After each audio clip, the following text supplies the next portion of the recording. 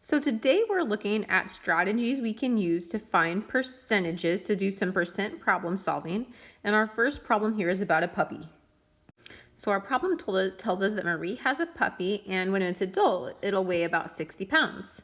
And we know that the current weight of the puppy is about 40% of that. We want to draw a tape diagram to show how much Marie's puppy weighs. So here's the steps that you would use to draw a tape diagram. First, I noticed that 40% is a multiple of 10. So let's talk about what 10% of 60 would be. Let's see, 60 divided by 10 is 6. So I'm actually going to take that 60 pounds and I'm going to split it into 10 boxes. Each box represents 10% of 60. So all together, my diagram shows 100%, and I'm going to write 6 inside each box, because we know that 10% of 60 is just 6. There we go. So now 6 times 10 is 60. This is 100% of the adult weight of Marie's puppy. Now, Marie's puppy is currently only 40% of this. So where would I find 40% on this tape diagram? Well, since each box represents 10%, that would just be 4 boxes. So this is 40%, and of course that's 24 pounds. So what steps did we use to solve this problem? So over here on the right, you can see our process. Our first step was to find 10% of 60, and we did that by dividing 60 by 10. That was just 6 pounds. Then we drew a tape diagram. Our diagram had 10 boxes because we were using 10% as sort of a benchmark here, and we know that 10% is 6. So we put a 6 inside each box. Altogether, the tape diagram showed us 100% of the puppy's future weight.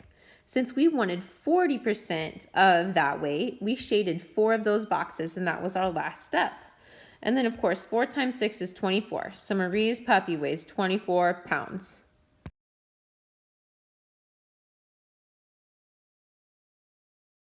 So next, let's look at Ricardo's dogs. Ricardo has 2 dogs.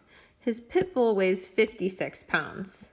His pit bull's weight is 140% of his terrier's weight. We want to draw a tape diagram that shows the weight of Ricardo's terrier. Okay, so let's think about this. The first question I'm kind of asking myself is, how many sections should I draw in my diagram? Well, each section is going to represent 10% of my total, right?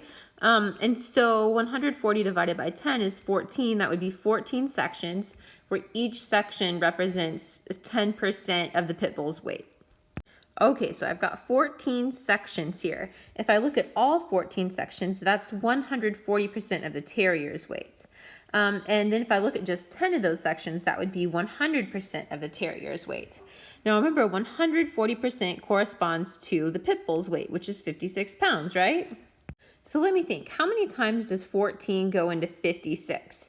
Because that'll tell me what each section represents. Okay, so 56 divided by 14 is 4, which means I need to write a 4 in each one of my boxes. Great, so now I can clearly see that my 140% is equal to 56 pounds, and that's the pit bull, right? Okay, so then what would 100% be? Well, let's see, that's 10 boxes. Each box is 4 pounds, so that's going to be 40 pounds. 4 times 10 is 40, and that is the terrier. So the terrier weighs 40 pounds. And that's how I could use a strip diagram or a tape diagram to work with values where I have a number greater than 100%. So what steps did we use here?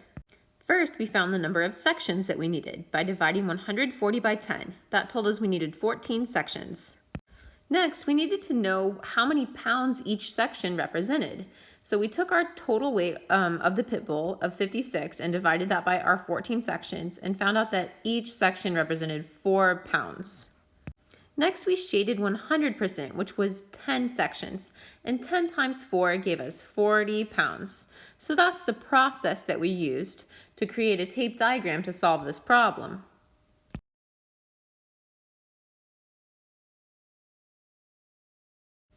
Here's another example. This time we're talking about kittens. Alicia's kitten currently weighs 2 pounds. This is 25% of its future adult weight. Draw a tape diagram that shows the weight of Alicia's kitten when it grows up. Okay, why don't you pause the video and see if you can draw this on your own? All right, you must have hit play again. That means you're ready to talk about it. So in this one, my first step is to draw a diagram that has 4 sections because I know that 25% is the same as 1/4. And let's see, it says 25% is equal to 2 pounds. So each of these is equal to 2. So 100% of the future adult weight will be 8 pounds. The cat will grow up to weigh about 8 pounds.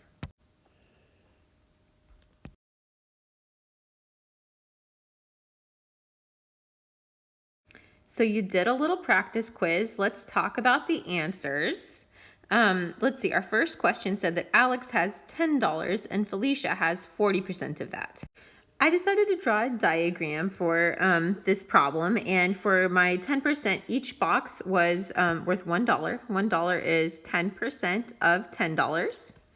Now Felicia has 40% of that, so that means Felicia has this much. Felicia has $4. $4 is 40% of $10. Now let's talk about Priscilla. Priscilla has 150% as much as Alex. So if I want to use boxes where each box is 10%, I'll need 15 sections.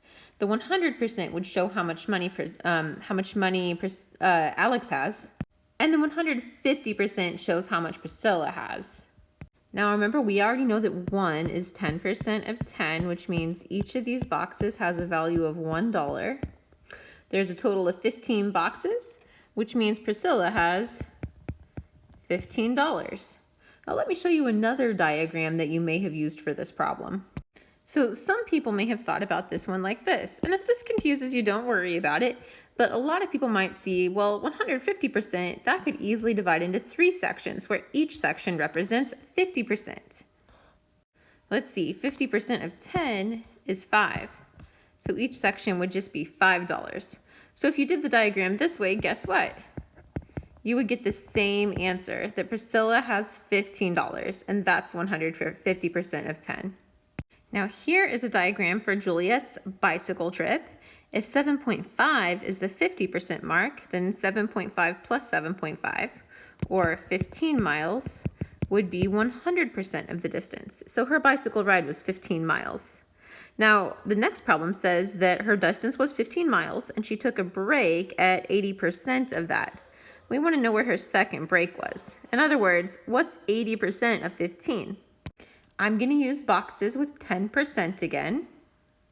And 10% of 15 is 1.5, or 1.5. I know that because 15 divided by 10 is equal to 1.5. Okay, so remember, we want to know what 80% of that is.